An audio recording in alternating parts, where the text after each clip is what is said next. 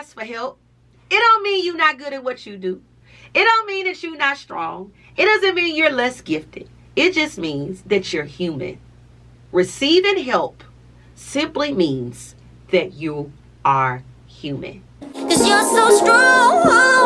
I wanna be so strong. I wanna be just like you. I wanna be just like you. When I grow old. When I grow old. What's up, everybody, and welcome to another episode of the Becoming Brittany podcast. It's your girl and host, Brittany Morton, and as always, y'all, I'm so glad that y'all are here. Super excited about what we're going to be talking about today. So if you have not already, be sure to grab your notebook, be sure to grab your phone, take some notes, because I'm about to be all in your business, okay? Because I was all in my own business as I was getting ready for this episode. So let's jump right on in. This is episode 3 of our newest season. So excited. Okay, so let's jump into it. Today's topic is, are you ready? When the helper needs help. Let me say that again. When the helper needs help. Okay, confession time. I have a hard time asking for help. Now, I don't know if I'm the only one that's going to be honest on this good podcast today. But y'all, I have a hard time asking for help now, and it's bad. I feel like I'm getting better, but I still feel like I have a long way to go. But your girl is the type that I will try to do everything myself, i.e. like a couple of weeks ago, I had to go back to Huntsville. Y'all, I was lifting box springs and all type of stuff, and I got done doing all that, and I'm like, Brittany, you do know you could have got somebody to help you, right? I'm just conditioned. I'm a hard worker by nature. I'm just a get it done type of person. I don't know about if anybody like that that's listening. And I typically just have a hard time asking for help. And so today I want to talk about that. If you are a person who is like me and you struggle with that and you struggle with trying to do everything yourself, baby, you are in good company, okay? I feel like I felt like at first I could not really talk about this topic with you all because I feel like I got so much I got to work on in this area. But today I could be moral support. That's what we're going to be. We're going to be a support system for each other, okay? As we are recovering from feeling like we have to do everything ourselves. I never forget, y'all, when I first moved to Atlanta. I did not see moving on my radar. I was feeling some type of way about moving. And one of the reasons why I was feeling some type of way is because I did not want to leave my people. I did not want to leave the relationships I had cultivated, the relationships I had built, the trust I had built with the people in the city that I had lived in before. And so when I first got to Atlanta, I really felt like I needed to open up to build some more relationships, but I did not want to do that. So for about a year, I shut all of that off. And I'll never forget, after about a year of me being in Atlanta, I tell y'all about my couch conversations with myself all the time. But anyway, I was on my couch and I was journaling, and it came to me, and I really believe it was God. And he's like, hey, you do realize that what got you here is not going to get you to the next level, right? Like, that's just what I felt in my heart. Like, Brittany, how you've been operating, it's gotten you so far. But for the next level I'm taking you to, it's going to require something different. And that, for me, that something different was me getting help and letting people, the right people in, and acknowledging my weaknesses and being vulnerable and all of that. And I'm going to be honest with y'all. I was so good on that. I was like, oh no, it got to be another way I can get to the next level, baby, because I ain't no new friends coming over here. I don't want nobody in my business. I mean, all of those different things I was going through. But as I sat there long enough, I realized that it was true. I had gotten to a place in my life where I had maxed out of what I can do. Let me say that in real time, because I've been working on this all year long, y'all, and it's something I am still really, really struggling in. I have gotten to the place in my life where I have maxed out at me doing things, everything for myself. It's just no way possible. I finally got to the place where at first I could be superwoman, but it ain't no super in front of this woman no more. Okay. And I'm okay with that. I'm tired. I need some help. But it's taken me going through some things. It's taken me trying to continue to carry things when they're expired to realize the help I need. I want to share with you some of the reasons why we don't ask for help. I want to share a few reasons why some of us are on the verge of being burnt out right now and on the verge of just quitting now because we have not properly staffed our life with the support that is necessary for who we are and what we carry. All right. One of the main reasons in my own experience that I feel that a lot of us don't ask for help is simply because of pride. That's right. Pride. Some of us, and me included, I ain't going to talk about everybody. I'm just going to talk about myself, okay? So you feel like I'm not picking on you.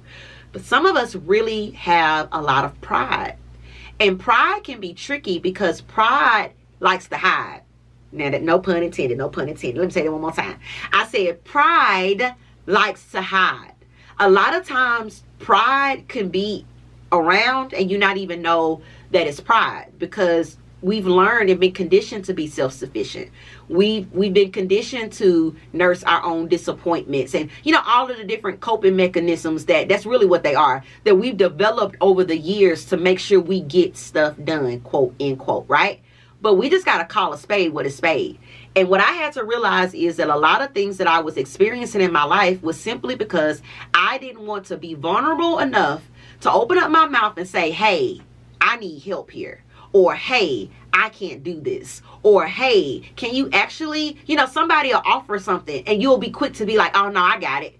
A lot of us, that is our natural default that we say. We don't even consider when someone offers us help because we've been so programmed to say, oh, no, I got it. Or, oh, no, I'm good. But my question for you today is, are you really good? Every time somebody has asked you how you were doing or asked you if you needed a hand or asked you if they can just carry something to your car, are you really good? Or is that just what you say to mask the truth of where you really are, that you're tired, that you really need a break, that you really want to be seen and you really want to be heard? I had to get to the place where I was honest enough to say, y'all, like, I say I'm good, but I'm really not. And sometimes it's the smallest things that can relieve some stress and some pressure off of you so that you feel like you're not carrying everything by yourself. All right. So I want you to do a pride check. Okay. I want you to do a pride check. I want you to just be, as you're listening to this episode and as we're continuing to do life and all the things that we do. When things come up, I want you to ask yourself, is this my pride? Is this my pride getting in the way of my blessing? Is this my pride? Or, here come another P, because I got a lot of P's for you today. Pushing P. So, another thing that gets in the way, not only our pride, but your preference. Hello, lights. Hello, somebody. Because I used to think that if it wasn't done my way, then it could not be done at all.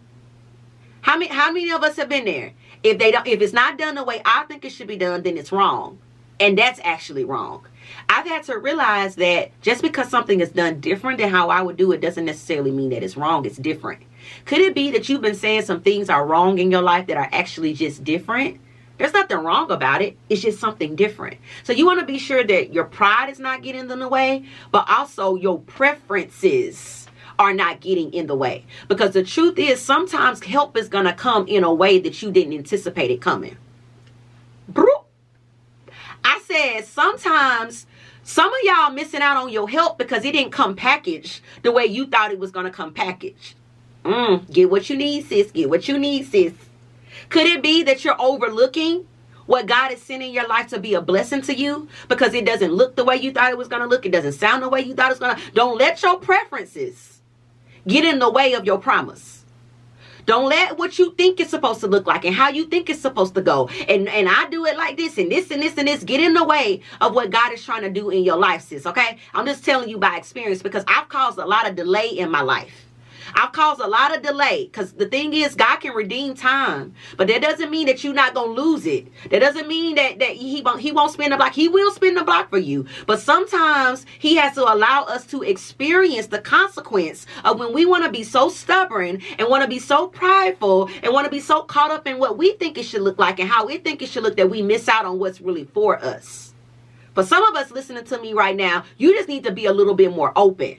I get that you've been disappointed. I get that you've been let down. I get that you've been hurt. But if you stay closed off and keep building walls and now fences up, you're not going to get to where you're supposed to get, and you're not going to receive. Come on, say this word with me. You're not going to receive everything that has your name on it. Some of you all have been too closed off because you're so afraid of the last thing that happened to you that it's going to happen to you again. But you got to have open hands and an open heart to receive this next thing that God has for you, sis. Open hands and an open heart. You got to deal with the disappointment. That's what I had to do. When I was sitting on that couch and God started dealing with me about me needing to build another team and start to let people in, he said, but let me deal with your disappointment.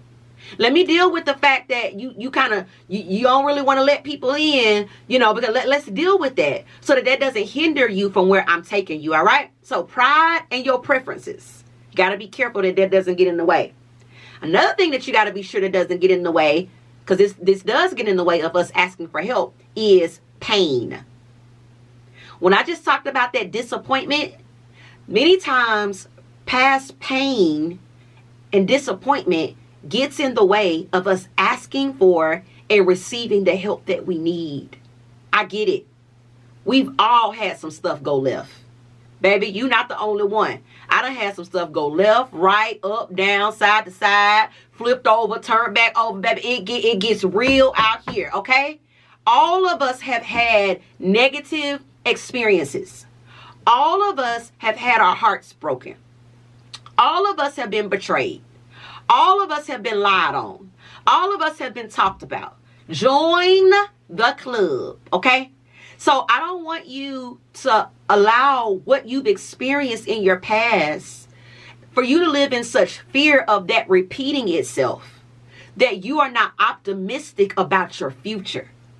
Acknowledge what happened, but do not allow that to close you off and shut you down and say, I'll never love again or I'll never trust again because of what the last person did. Because truth be told, if I'm honest with you, a lot of what I've experienced in my past, yes, other people contribute to it, but a lot of it was my own expectation that went unexpressed. Could it be that some of your disappointment ran so deep is because you were expecting stuff from people that they could not give you in the first place? Could it be that some of us were so disappointed because we had in our mind something that we never expressed? Let me just free a couple of us as we're listening to this podcast today, is that people aren't mind readers. And a lot of time I've been carrying grudges and I just ain't gonna do this no more, or do that no more, because I never expressed myself. I was too afraid of being rejected that I was like, no, I can't let them know I need something. I can meet everybody else's need, but I'm not gonna let them know my need, because if I let them know my need and then that means they can let me down, and I don't want to be let down again. Y'all, we got to come up. We cannot keep operating like that and think we're gonna operate and function and live at our highest level, at our highest self. Okay, so you want to deal with that pride. You want to deal with those preferences. You want to deal with that pain. And then the other thing you want to make sure doesn't get in the way of you getting the help is your perspective, okay? Sometimes it's not what we see, it's how we see it. One of the things I pray for all the time, y'all, is for God to renew my perspective. Some of us are looking at the right thing, we're just looking at the right thing the wrong way. I want to challenge your perspective about where you are. I want to challenge how you see where you are. I want to challenge even you to see the people in your life differently. Some of you got to go back to God and pray about the people he has in your life, because I believe that he's too faithful not to send you everything that you need. Could it be that he sent you your help? Could it be that there's some people that he's already put around you, some things that you put around you, but your perspective hasn't changed so that you can see it differently, so you can embrace it differently? So pride, preferences, pain, and perspective in my life, I don't know about y'all's, but in my life have been things that have kept me from asking and receiving the help that I need. Now let me talk about this. Here are a couple of ways you know you need help. And it's so crazy, y'all, because I was literally talking to my little cousin about this. And I was like, I could just look at my own life. I could tell them some stuff in my own life of how you need help. All right? I got a couple of them. I got 4 of them. I wanted to give y'all 5. But as I'm talking, I may get another one. You never know. I may get a little download. But you know if you need help if you forget stuff all the time.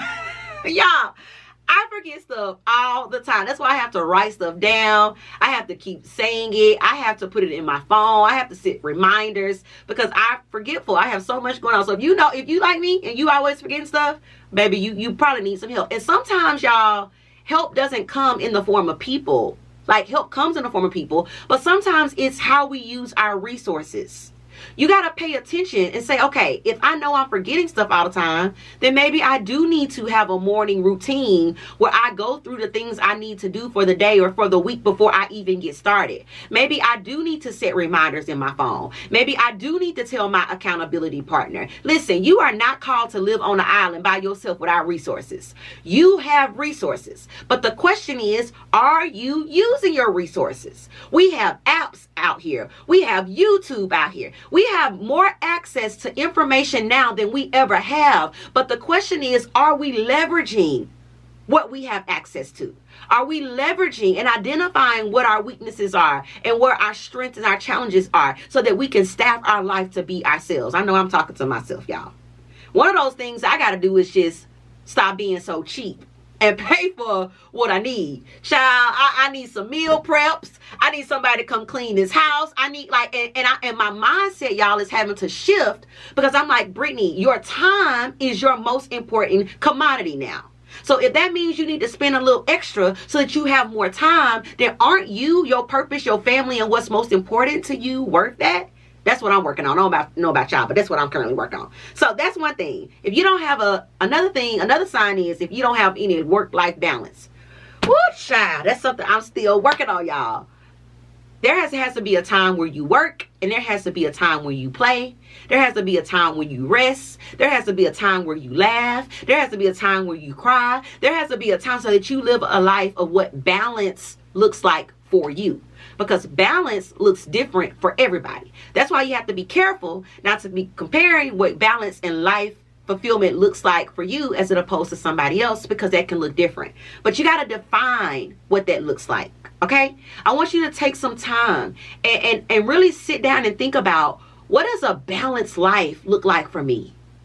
What does a whole life look like for me? I want you to take like a pie. Y'all know like a pie chart?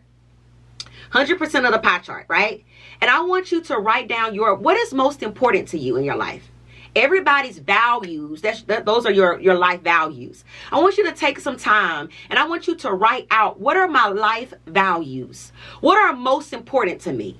Not like based off my actions. Is family important to me? Is peace important to me? Is freedom important to me? Is financial stability important to me? Is my spirituality important to me? I want you to identify those 5 or those 6 things that are your life values. And I want you to take that, draw a little pie in your journal. And I want you to map out where you want your time to go, where you want your energy to go. Why is this so important? Because if you don't define it, it will define you. If you don't tell your energy where it's going to go, if you don't identify what's going to be priority, then everything in your life is going to be pulling for you. And you're going to look up and you're going to be spending majority of your life doing something that you never intended to do. Ask me, how did I know? Because that's something that I'm constantly having to challenge myself in and constantly having to stay. Okay, Brittany, we're stopping working at this time and you need to spend time with family here. You need to make sure I'm doing that, because if not, y'all, I would just work and work and work and work and work and work, because truth be told, that's the way that I cope, is by working. So I have to intentionally create other space and time in my life that aligns with what I say I value. And that's what I want to encourage you to do the same, okay? Another thing is, if you're finding yourself resentful of others because you feel like you doing all the work and they not doing anything. Did you hear what I said? If you're finding yourself secretly resentful for people because you feel like, oh, they just living the good life, while you over here staying late, doing extra, running this, baby, learn how to delegate. I'm talking to myself, but I'm talking to you all. Learn how to delegate. Learn how to give people things, particularly if you're in leadership. Even if you have a family, stop putting everything on yourself. It's okay to let other people help carry some of the load. It doesn't mean that you're not a good mom. That doesn't mean that you're not a good leader. That doesn't mean that you're not a good wife or not a good sister or all the other roles that you have. It's up to us to let ourselves know first and let those know that we're in life and community with, that we're in this together. And this is what this looks like. One of the things I've been doing, you all, and this is a big thing for me. We're almost done, but I'm the person that shows up for a lot of people, right? And it's something that I am constantly working on, healing and all that. But one thing that I'm learning to do in my relationships, because I want to stop having one-sided relationships. And the reason why I was having one-sided relationships is not because people were just taking from me all the time. It's because all I knew was the person to give. I talk to y'all about that often. But one thing that I'm getting the courage to do is to start telling people that I love how they can show up for me.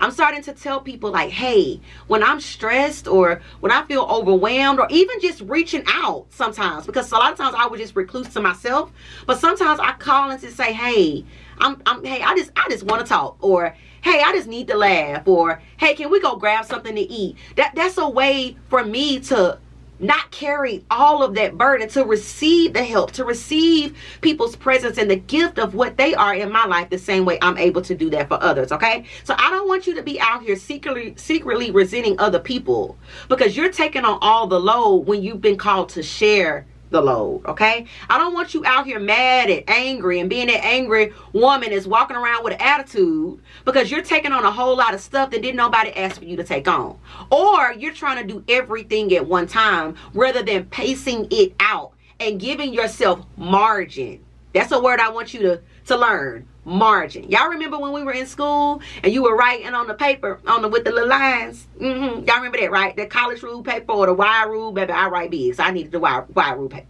And you know that there was that red line, there was a space at the top, and there was a space down the side. That's called margin. Our lives need margin. Okay? You need a little time to be able to, something goes wrong. Some of us, we're so frustrated and bent out of shape. It's because we don't leave any margin. We got so much going on in our lives. Y'all, I'm talking to myself. We got to go from one thing to the next thing that we don't have room for if God wants to speak and tell us to do something different. We don't have room if something unexpected happens. But if we would learn to live a life of margin, to say, yes, I'm gonna put my plans down, but I'm gonna write it in pencil. Just in case I need to erase, or just in case I need to do something different, or just in case I need to be flexible, right? And pliable in case things change. So that's so important. Another way you know if you need help is if God been tapping you on the shoulder. I've learned that God speaks in a lot of different ways. A lot of times we thinking God gonna be like, Brittany, go here, do this. God often speaks through situations. God often speaks through other people in our life. But a lot of times we're not listening because they'll ask you a question, but you're not hearing what they're really saying. They're really asking out of concern, and you think it's condemnation. They're really asking you to make sure you good, but you thinking, oh, they just don't get it. They just don't understand, because they see a perspective of you that you don't often see of yourself. That's why God puts people in our lives, because we have blind spots. Each and every one of us. I don't care how gifted we are, how talented we are, how grace we are, how beautiful we are. Each and every one of us have blind spots. And that's why we have to receive help. I don't know about you all, but y'all, I have been so challenged in this season. I am so afraid right now to embrace what I'm telling y'all to do. I just came back from a ministry trip, and I'm like, Brittany, it is time for us to restructure our life again. I felt like I just restructured it, and I got to restructure it again. I have to set up some systems. I got to get some right people in my life to help me. And I'm going to be honest with y'all, that terrifies me. It terrifies me on a lot of different levels. But my future, the people I'm called to, the things that I got to do, it's going to require me to do what's necessary for where I'm going. And I want to encourage you to do the same. So if you are the helper, if you are the one that everybody comes to, if you're the one that everybody runs to, I want to let you know that the helper needs help too. Reach out. You may be disappointed. You may be let down. But don't allow those things that you will experience and have experienced to keep you from the beauty of what God wants to bring into your life to help you, to lighten the load, so that you can be everything. You can live at your best level. You can be your best self, because you're not just one that gives, but you're the one that's finally realized that you're worthy to receive what you often give others. All right. So I hope this helps you. Go ask for help. It don't mean you're not good at what you do. It don't mean that you're not strong. It doesn't mean you're less gifted. It just means that you're human. Receiving help simply means that you are human. And I don't know about you, but I'm coming to learn that that's beautiful. The fact that I need it, the fact that I can't do it all, the fact that it's going to take a team, the fact that the dream is so much bigger than you, that's an opportunity for you to lean into that grace, to lean into that beauty, to lean into just all of that, so that you won't just, when you get to where you're going, it won't just be you, but you brought some amazing people with you. All right. That's my hope for you. That's my prayer for you. Listen, if nobody's told you today, if you haven't heard it all week, if you haven't heard it all year, I am so proud of you. And I am believing God that He is staffing your life with everything you didn't even know you needed. As you are opening up your heart, as you are being more open and more willing, I believe that if you don't already have it, that it is coming to your life. And as it comes to your life, you're going to know exactly what to do with it. You're not going to run away from it. You're not going to let the right help and love scare you away, but you're going to stand in your identity and your worthiness, and you're going to receive it so that you can be your best self. I love you so much. I'm so proud of you. Keep doing your thing, okay? And until we have another episode, see you next time.